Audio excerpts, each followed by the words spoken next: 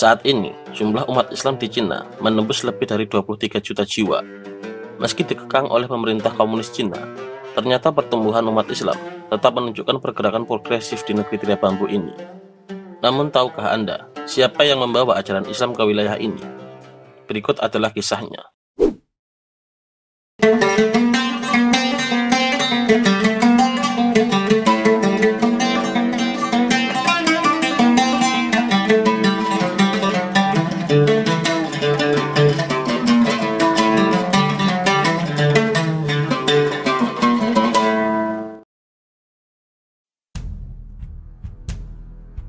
Pembawa ajaran Islam di daratan Cina adalah Qutaibah bin Muslim bin Amr bin Husain bin Amir Abu Al-Hafaz Al-Bahili, seorang panglima besar yang terkenal dalam sejarah Islam.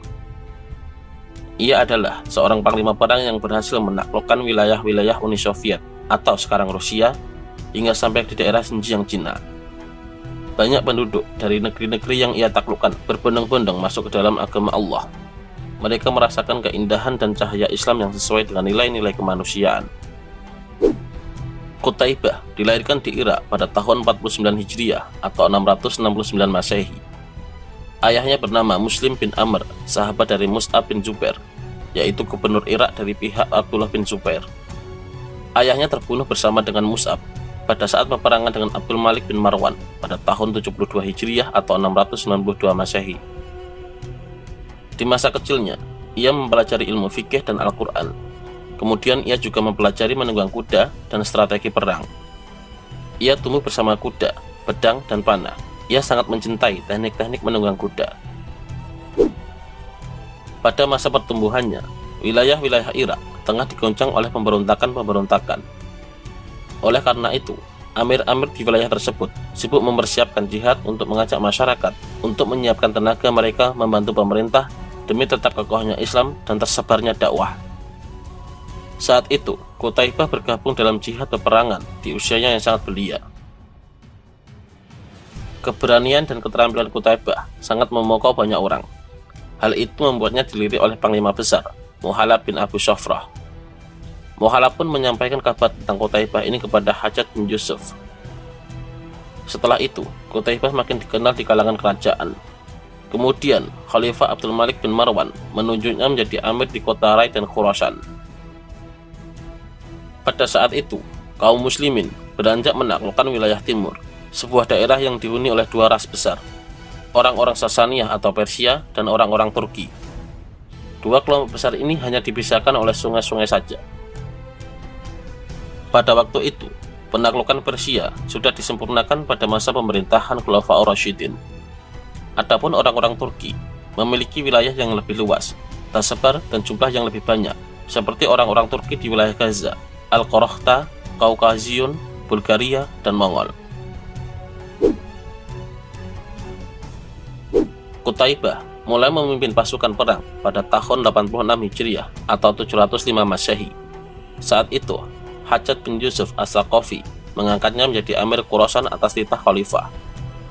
Perjalanan menaklukkan Cina adalah perjalanan yang fenomenal dan membutuhkan waktu yang panjang, serta strategi yang matang. Sebelum tiba di negeri tirai bambu ini, Qutaibah bin Muslim menaklukkan daerah-daerah strategis yang membuka jalannya untuk menuju daratan Cina. Jika diurutkan, maka strategi Qutaibah dapat diklasifikasi menjadi 4 tahap. Tahap pertama, ia bersama pasukannya menuju daerah Takhoristan pada tahun 86 Hijriah. Saat ini, wilayah Takhoristan adalah bagian wilayah Afghanistan dan Pakistan. Tahap kedua, antara tahun 87 sampai 90 Hijriah, ia menguasai wilayah Bukhara dan daerah-daerah sekitarnya di wilayah Uzbekistan. Daerah ini merupakan daerah yang sangat strategis untuk memantapkan dan melindungi daerah-daerah taklukan lainnya dari serangan musuh. Tahap ketiga, tahapan ini berlangsung antara tahun 91 sampai 93 Hijriah. Pada masa ini, Qutaibah mengokohkan kedudukan umat Islam di wilayah Sungai Jihun dengan sibuk berdakwah dan mengajarkan Islam di wilayah tersebut. Selain itu, pada masa ini juga umat Islam berhasil menguasai Sijistan, Khwarizm, dan Samarkand di jantung Asia. Tahapan keempat. Tahap keempat ini adalah tahapan akhir dari perjalanan Qutaibah menuju Cina, yang berlangsung antara tahun 94 sampai 96 Hijriah. Pasukan Islam di bawah kepemimpinan Qutaibah berhasil menguasai daerah Sungai Sahihan dan kota-kota di sekitarnya. Setelah itu, Qutaibah memasuki wilayah daratan Cina, tepatnya di kota Kashgar. Orang-orang Kashgar yang sebelumnya memeluk agama Zoroaster dan Buddha akhirnya berbondong-bondong masuk dalam agama Islam tanpa paksaan sedikit pun. Ini adalah penaklukan terjauh yang dilakukan pasukan Islam sepanjang sejarah. Setelah 13 tahun berpetualang ke penjuru negeri, akhirnya tibalah akhir hayat Qutaibah bin Muslim. Qutaibah bin Muslim wafat dalam perselisihan antara umat Islam tahun 96 Hijriah.